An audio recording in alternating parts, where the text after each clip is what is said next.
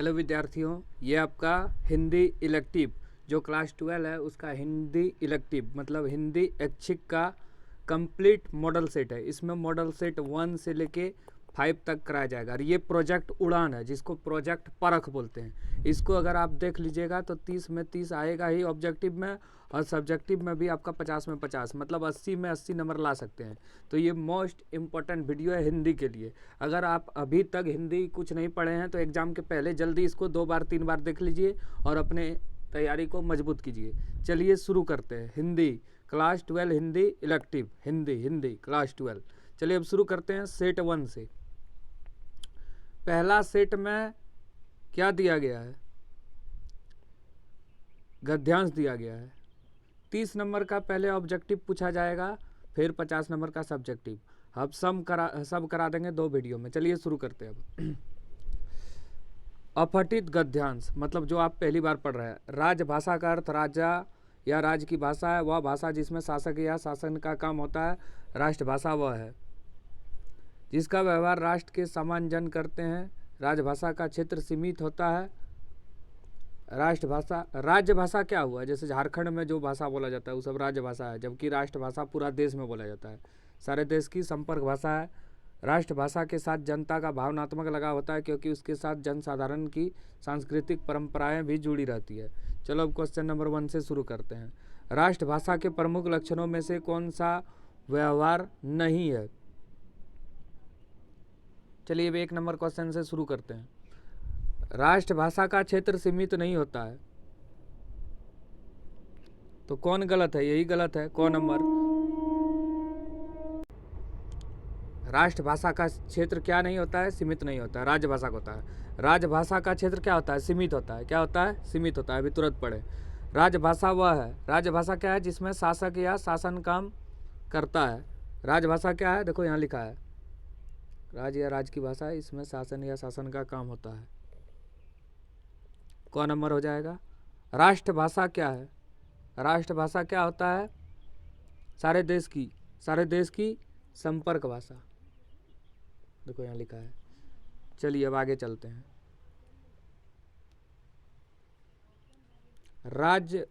राष्ट्रभाषा के साथ जनता का क्या होता है?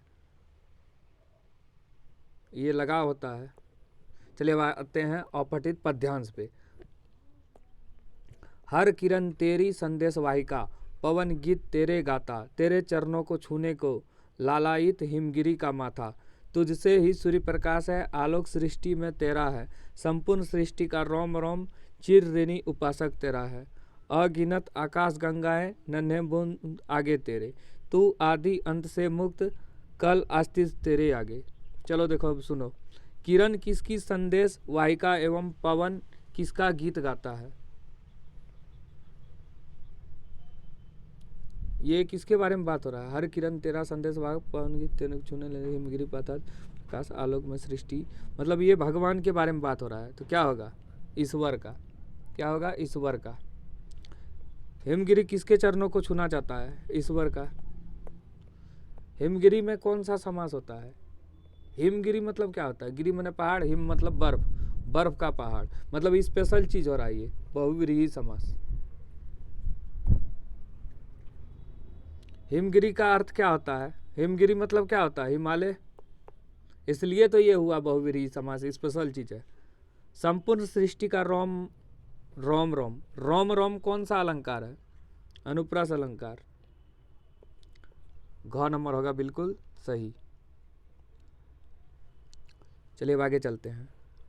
पाठ आधारित गद्यांश मैंने किताब का है। मेरे पिताजी फारसी के अच्छे ज्ञाता और पुरानी हिंदी कविता के बड़े प्रेमी थे। पारसी कवियों की उक्तियों को हिंदी कवियों की उक्तियों के साथ मिलाने में उन्हें बड़ा आनंद आता था। वे रात को प्रायः रामचरित्र और रामचंद्रिका घर के सब लोगों को एकत्र करके बड़े चिंताकर्षक ढंग से पढ़ा करते थे। आधुनिक हिंदी साहित्य में भारतेंदु जी के नाटक उन्हें बहुत प्रिय थे। उन्हें भी कभी कभी सुनाया करते थे। जब उसकी बदली हमीरपुर जिले की राठ तहसील के मिर्ज़ापुर हुई तब उसकी अवस्था 8 वर्ष की थी, मतलब उम्र 8 साल का था। चलिए अब इसका आंसर देखते हैं। प्रस्तुत गद्यांश जो है इसका लेखक कौन है? रामचंद्र शुक्ल होगा। प्रस्तुत गद्यांश के शीर्षक का नाम, मतलब ये कहाँ से लिया गया है, शीर्षक मतलब क्या हुआ, ये कहाँ से लिया गया है, तो ये प्रेमघन की छाया स्मृति, गौ नंबर होगा, गौ नंबर। चलिए आगे चलते हैं। लेखक के पिता किस भाषा के अच्छे ज्ञाता थे? फारसी, देखो लिखा है, तो फारसी भाषा। 13 का घ बिल्कुल सही। चलिए 14 नंबर आते हैं। लेखक के पिता प्रायः किसका पाठ किया करते थे? किसका पाठ किया करते थे लेखक का पिता? रामचरित्र, ये होगा रामचरितमानस। देखिए यहाँ दिया है। हमीरपुर से मिर्जापुर लौटने पर उस समय लेखक की अवस्था क्या थी? उम्र मतलब मात्र क्या साल का था? 8 वर्ष। देखिए पैसेज खाली 15-20 तो है, तो आप लोग अच्छा मार्क्स ला सकते हैं ये सब पढ़ के। अगला, अरुण यह मधुमेह देश हमारा, जहाँ पहुँच अनजान क्षितिज को मिला एक सहारा, सरस तामरस गर्भ विभा पर नाच रही तरु शिखा मनोहर, छिटका जीवन हरियाली पर मंगल कुमकुम सारा, लघु सुर धनु से पंख पसारे, शीतल मलय समीप सारे, उड़ते खग जिसको मुँह किए समझ नीर प्यारे। उड़ते खग मतलब उड़ती चिड़ियाँ। तो 16 नंबर देखिए, अरुण का अर्थ क्या है? अरुण का अर्थ क्या है? मधुमेह मतलब लाल। अरुण वह यह मधुमेह देश हमारा में किस देश के प्राकृतिक सौंदर्य का वर्णन है? हम लोग का देश का बात हो रहा है, तो भारतवर्ष। क्षितिज का अर्थ क्या होता है? क्षितिज का अर्थ क्या होता है? आकाश। अनजान क्षितिज में मिला एक शहर।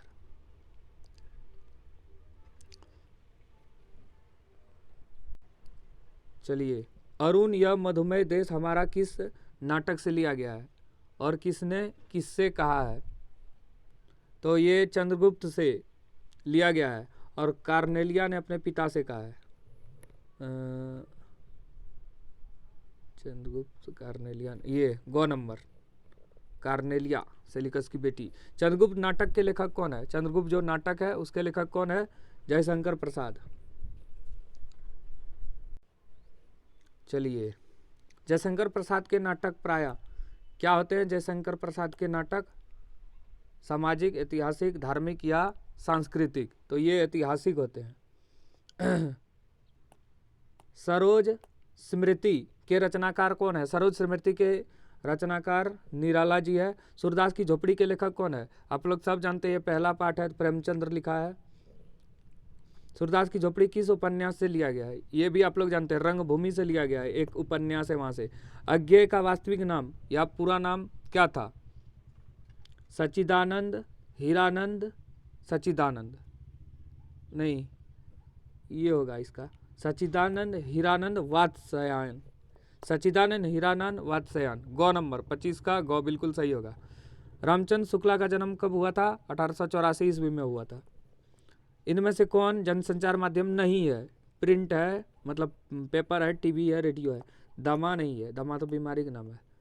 28 नंबर, भारत में पहला छापाखाना जो है कब और कहाँ स्थापित हुआ? भारत में पहला छापाखाना 1556 में हुआ था, 1556 में, गोवा, और ये पुर्तगाली ने किया था। गौ नंबर बिल्कुल सही होगा। भरत राम का प्रेम किसके द्वारा लिखा गया है? ये लिखा है गोस्वामी मतलब तुलसीदास ने। बारहमासा किसकी रचना है? ये जायसी की रचना है। हो गया सेट 1। अब चलिए सेट 2 पे चलते हैं। चलिए अब सेट 2 शुरू करते हैं। यहाँ से शुरू है। सबसे पहले इसमें अपठित गद्यांश है। मानव अधिकार का शाब्दिक अर्थ होता है मानव का अधिकार। मानव अधिकार कानून में नारियों को बहुत सारे अधिकार प्रदान किए जाते हैं, जैसे शिक्षा का अधिकार, सूचना का अधिकार, किसी भी व्यवसाय को चुनने का अधिकार, किसी भी धर्म को मानने का अधिकार, कहीं भी जाने आने का अधिकार। संविधान में नागरिकों के अधिकार का वर्णन किया गया है। इसमें मानवाधिकार कानून कहा जाता है।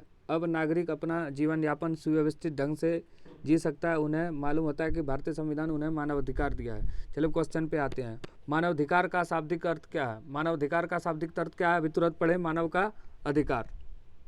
देखिए यहाँ दिया है। चलिए 2 नंबर क्वेश्चन, मानवाधिकार कानून इनमें से कौन सा अधिकार नारियों का नहीं है? सूचना का अधिकार है, शिक्षा का अधिकार है, वैसा चुनने, ये नहीं है, सामाजिक बंधन का अधिकार। अधिकार शब्द में कौन सा उपसर्ग लगा है? उपसर्ग मतलब जो किसी शब्द के आगे लगता है। अधिकार में अधि लगा दो, अधिकार। नागरिकों के अधिकार का वर्णन कहाँ है? संविधान में, रामायण महाभारत में नहीं। 5 नंबर देखिए, मानवाधिकार में कौन सी संधि है? मानवाधिकार में कौन सी संधि है? तो मानव अधिकार में दीर्घ संधि है। अब चलिए अब आगे पद्यांश।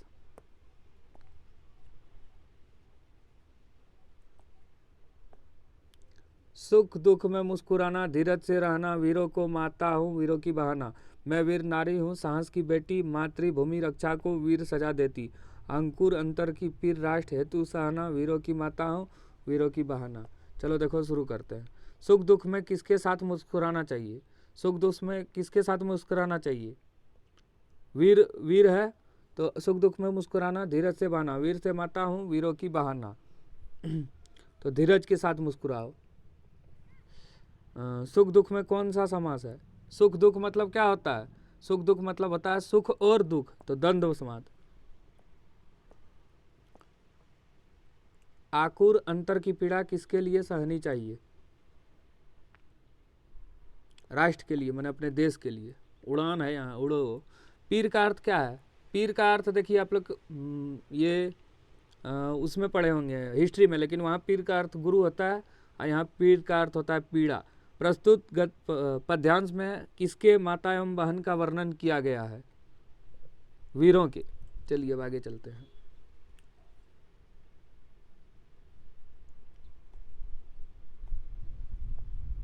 रात्रि के विभीषिका को सिर्फ पहलवान ही ढोलक ही ललकार कर चुनौती देती रहती है। पहलवान संध्या से सुबह तक चाहे जिस ख्याल से ढोलक बजाता हो, किंतु गांव के अर्धमृत औषधि उपचार पथविहीन प्राणियों से वह संजीवनी शक्ति को भरता है। चलिए 11 नंबर क्वेश्चन पे चलते हैं। 11 नंबर क्वेश्चन क्या है?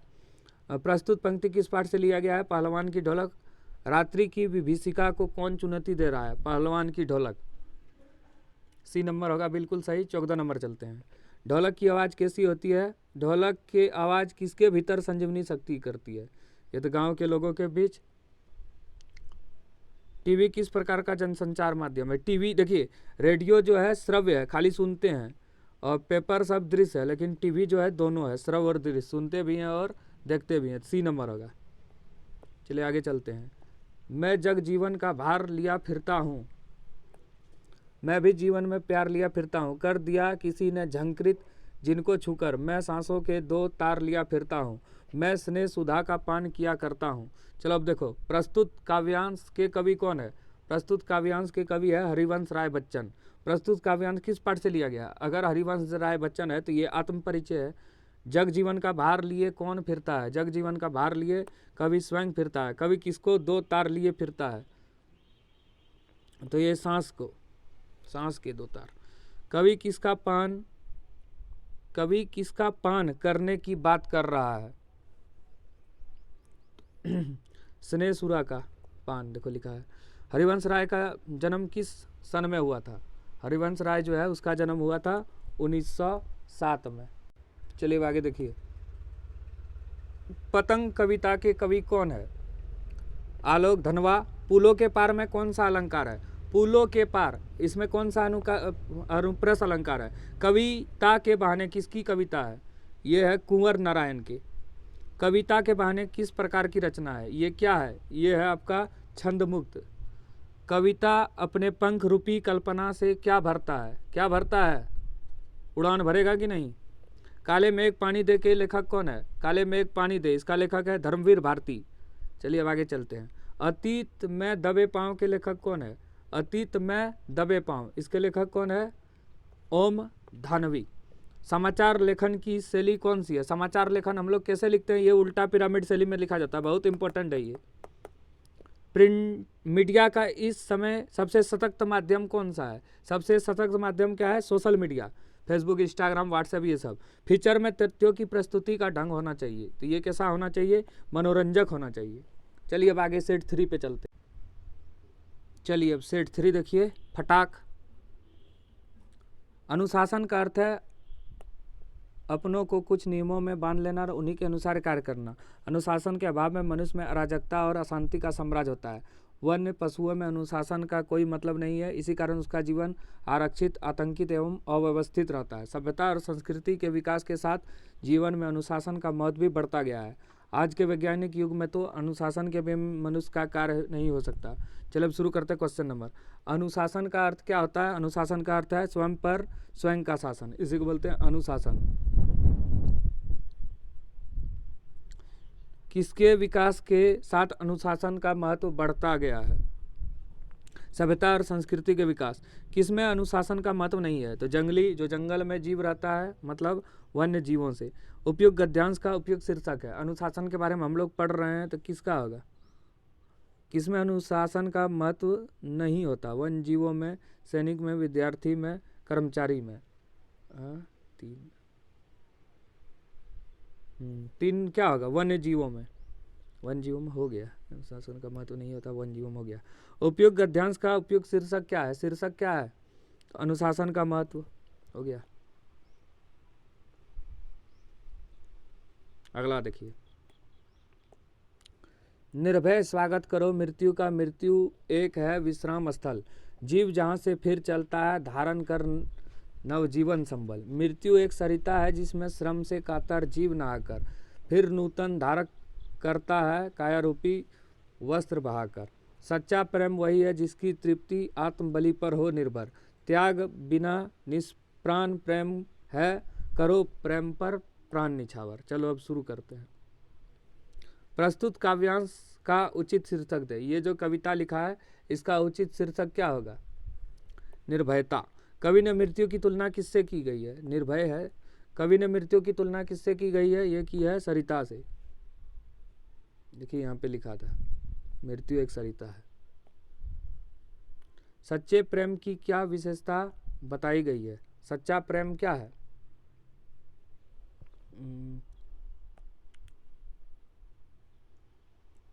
आत्म बलिदान। सच्चा प्रेम जो है आत्म बलिदान देता है। जैसे युद्ध में ये शहीद कोई होता है। कैसा प्रेम? निष्प्राण होता है, जिसमें त्याग ना हो, उसको बोलते हैं निष्प्राण। फीचर लेखन में कितने आयाम होते हैं?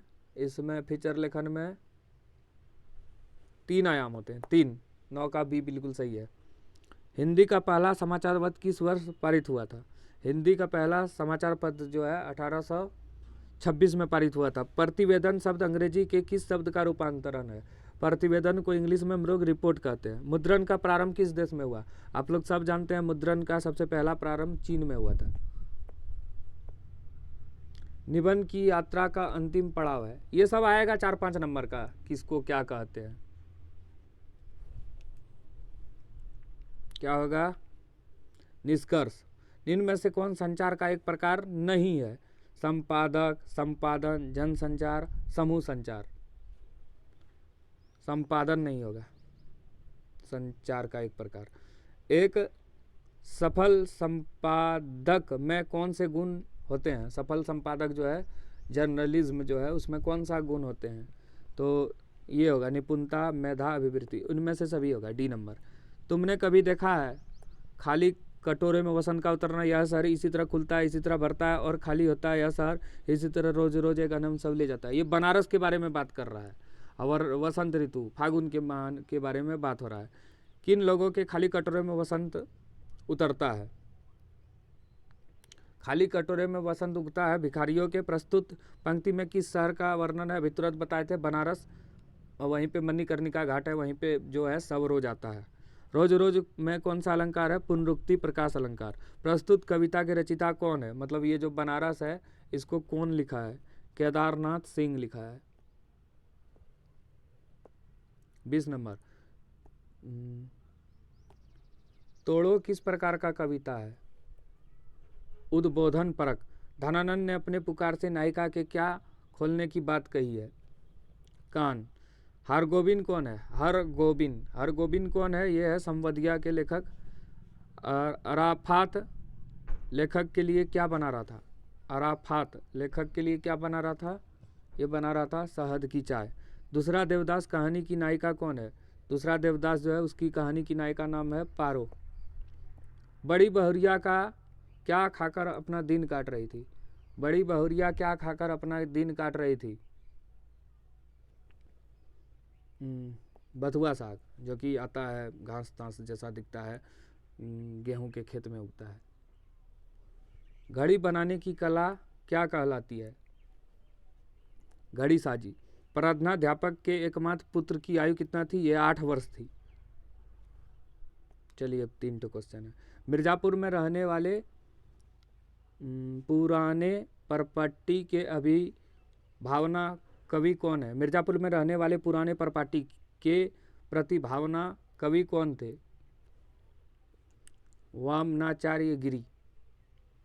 सौभागी किसकी पत्नी थी? भैरव। सूरदास की झोपड़ी है। लेखक ने अपनी माँ की तुलना किससे की है? लेखक ने अपनी माँ की तुलना जो है बतख से की है। चलिए अब सेट 4 पे चलते हैं। चलिए अब सेट 4 पे आते हैं। मनुष्य के लिए भोजन सबसे महत्वपूर्ण विषय है। भोजन के लिए ना जाने कहाँ कहाँ से लोग एक दूसरे स्थान पर चले जाते हैं। पेट का सवाल है, फिर भी हमारी दुनिया की एक बड़ी सच्चाई है कि रोज़ लगभग 70 करोड़ लोग भूखे रह जाते हैं। इनमें से करीब 25 लोग भूखमरी जैसी स्थिति में रहने को मजबूर है। दुनिया में बहुत प्रयासों के बावजूद खाद्य सुरक्षा की समस्या बढ़ती चली जा रही है।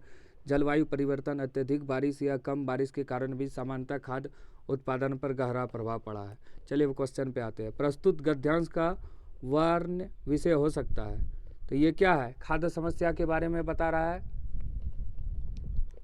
तो और नहीं, भूखमरी के बारे में हुआ ये, तो भूखमरी की समस्या होगा। भोजन एक महत्वपूर्ण विषय है सबके लिए, मनुष्य के लिए है, पशु के लिए है, पक्षियों के लिए है।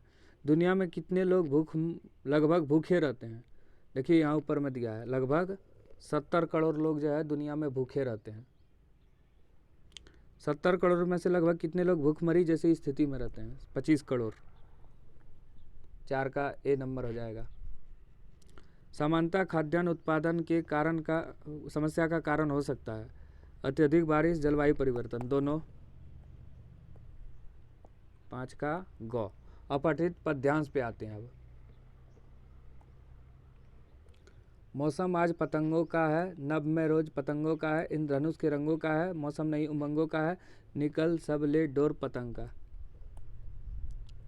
देखो चारों ओर पतंगे उड़त रहे, कब शोर पतंग। चलिए अब आते हैं। कौन सा मौसम आया है? मौसम की बात हो रहा है यहाँ पे, तो कौन सा मौसम आया है? ये पतंगों का। आकाश में कितने रंगों की पतंगे हैं? तो ये है सतरंगी। देखो यहाँ लिखा है इंद्रधनुष मतलब सतरंगी। सबके हृदय में कौन कैसा भाव है? उमंगों का भाव है। सबके हृदय में कैसा भाव है?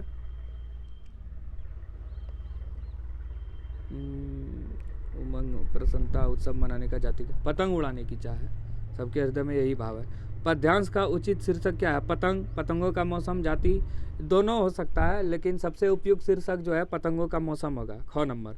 उपयुक्त पद्यांश के आधार पर नभ पर किसका राज है? नभ पर किसका राज है? नभ पर है पतंगों का राज। चलिए आगे चलते हैं।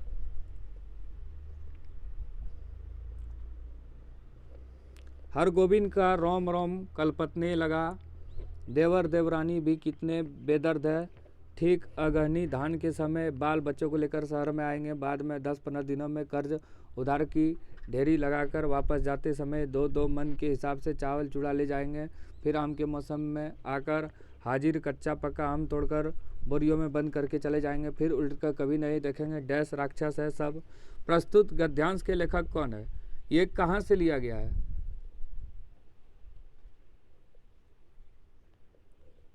फणीश्वर नाथ दत्त। हरगोविंद का क्या कार्य था? हरगोविंद क्या काम करता था? तो ये करता था संवाद पहुंचाना, मतलब बातचीत पहुंचाना। रोम रोम कलपते लगने का क्या अर्थ है? अत्यधिक दुख होना। प्रस्तुत गद्यांश किस पाठ से लिया गया है? संवदज्ञा। इसी को लिखा है फणीश्वर नाथ रैना। मुझे भाग्यहीन ही तू संबल, युग वर्ष बाद जब हुई विफल, दुख ही जीवन की कथा रही। क्या कहूँ आज तो नहीं कही, हो इसी कर्म पर वज्रपात। यदि धर्म रहे नत सदा मात, इस पद पर मेरे कार्य सकल। हो भ्रष्ट शीत के से सतल कन्ये गत कर्मों का अर्पण, कर सकता मैं तेरा तर्पण। चलिए, कर करता मैं तेरा तपर्पण। प्रस्तुत काव्यांश में कन्ये तू किसके लिए प्रयुक्त हुआ है? ये सरोज के लिए, सरोज स्मृति है। 16 नंबर चलते हैं क्वेश्चन।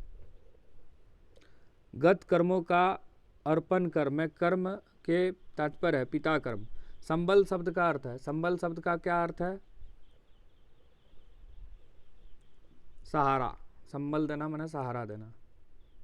प्रस्तुत पद्यांश के लेखक कौन है? ये कौन लिखा है? सूर्यकांत त्रिपाठी निराला। प्रेमघन की छाया स्मृति किस प्रकार का निबंध है?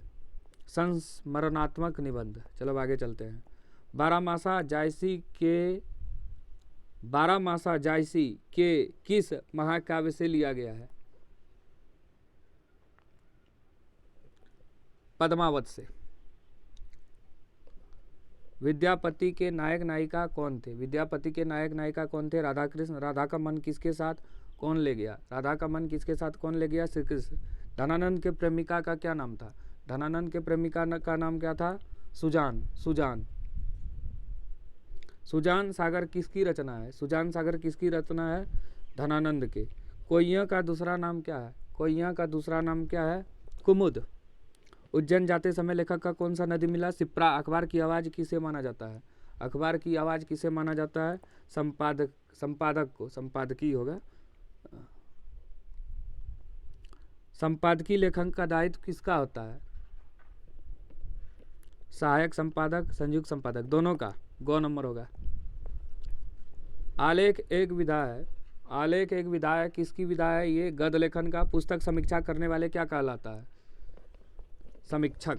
चलिए अब लास्ट सेट है, सेट 5, इसको ध्यान से देखिए। चलिए इसके साथ ही आज क्वेश्चन बैंक और मॉडल सेट भी देख लीजिएगा, एक के भरोसे नहीं रहना है आपको। तुम दिवाली बनकर जग का तम दूर करो, मैं होली बनकर बिछुए हृदय मिलाऊंगा, कर रहा हूँ नृत्य विध्वंस सृजन के थके चरण। ये दोनों हिंदी वाले देख सकते हैं आप लोग।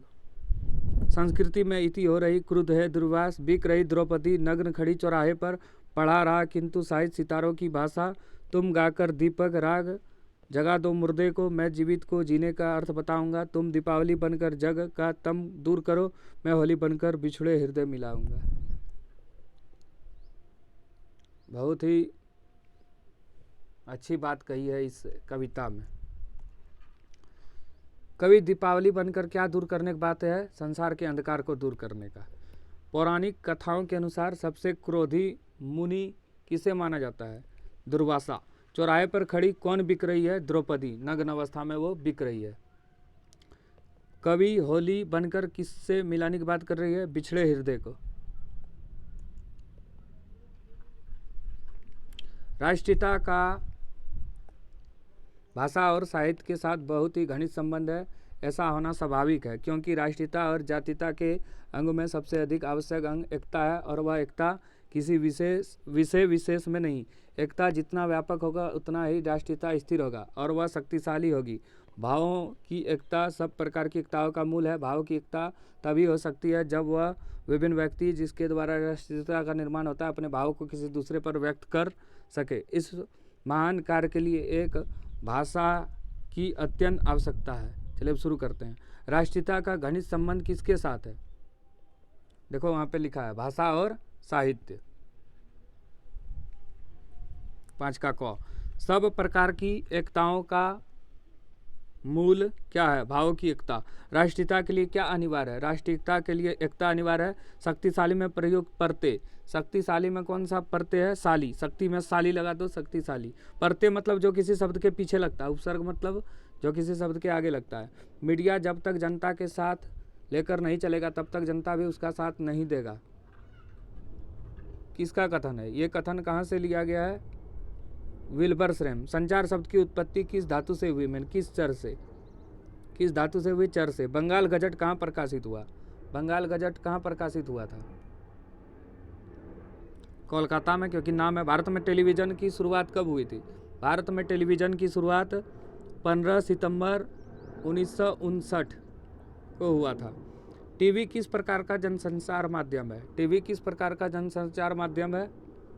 श्रव्य दृश्य मतलब देख भी सकते हैं और सुन भी, जबकि रेडियो है श्रव्य। रिमाइंडर को हिंदी में क्या कहते हैं? रिमाइंडर को हिंदी में अनुस्मारक कहते हैं। भारत की पहली बोलती फिल्म कौन थी? भारत का पहला फिल्म था हरिश्चंद्र, राजा हरिश्चंद्र, लेकिन ये गूंगा फिल्म था। तो पहला बोलती फिल्म हुआ आरामारा। वेबसाइट पर विशुद्ध पत्रकारिता शुरू करने का श्रेय किस .com को जाता है? .com लिखा रहता है ना इंटरनेट में, तो ये जाता है तहलका.com। फिर बार बार गर्जन, वर्षण है मूसलाधार, हृदय थाम लेता संसार, सुन घोर वज्र हुंकार। उपयुक्त पंक्तियों के रचिता कौन है? ये किसने लिखा है? 17 नंबर सूर्यकांत त्रिपाठी निराला। फिर बार में कौन सा अलंकार है? फिर और क्या होगा? पुनरुक्ति, क्योंकि बार ये क्या हो रहा है, एक ही चीज आ रहा है। बादल धरती पर किस तरह बरस रहे हैं? गर्जन के साथ। भयंकर गर्जना को सुनकर संसार की स्थिति कैसी हो गई है? तो ये कैसी स्थिति हो गई है? संसार भयभीत होकर हृदय थाम लेता है। अब ध्यानपूर्वक गद्यांश को पढ़िए। पड़ोस में एक महानुभाव रहते हैं जिसको लोग भगत जी कहते हैं। चूरन बेचते हैं, यह काम करते उन्हें न जाने कितने बरस हो गए, लेकिन एक भी दिन चूरन से उन्होंने 6 पैसे से ज़्यादा नहीं मिले। चूरन उसका आसपास सरनामा है, खुद खूब लोकप्रिय है। कहीं व्यवसाय का गुर पकड़ लेते और उस पर चलते तो आज खुशहाल क्या मालामाल होते। चलो शुरू करते हैं। उपयुक्त गद्यांश के लेखक कौन है? किसने लिखा है ये? जिनेंद्र कुमार। लेखक के पड़ोसी का नाम क्या था? लेखक के पड़ोसी का नाम क्या था? भगत जी। भगत जी चूरन बेचता था, आ सकता है ये। भगत जी चूरन को कितने में बेचे? 6 आने। भगत जी आसपास क्यों प्रसिद्ध थे? चूरन बेचने के लिए। सिल्वर वेडिंग किस विधा की रचना है? ये आपका पाठ में नहीं है, फिर भी दे दिया गया है, लंबी कहानी। ये हिंदी बी में है। अतीत में दबे पाँव के रचनाकार कौन है? अतीत में दबे पाँव के रचनाकार कौन है? ओम धानवी। जूझ किस विधा की रचना है? ये होगा आत्मकथा। उषा का क्या अर्थ है? उषा मतलब होता है क्या? सूर्योदय के समय, संध्या। बादल राग के कवि कौन है? बादल राग के कवि कौन है? सूर्यकांत त्रिपाठी निराला। कवि बादल का आह्वान किस रूप में करता है? कवि बादल का आह्वान क्रांति के रूप में करता है। ठीक है, आपका हो गया पूरा कंप्लीट 5 मॉडल सेट। और जो ऑफिशियल मॉडल सेट नहीं देखे हैं, डिस्क्रिप्शन में लिंक है, वहाँ से जाके अब देख सकते हैं। चैनल पे बने रहें, फिर इसी तरह का वीडियो आएगा और सभी सब्जेक्ट का आएगा, साइंस, आर्ट्स, कॉमर्स और क्लास 8, 9, 10, 11, 12। ठीक है, थैंक यू। वीडियो को ध्यान से 2 बार देख लीजिए। ठीक है, धन्यवाद।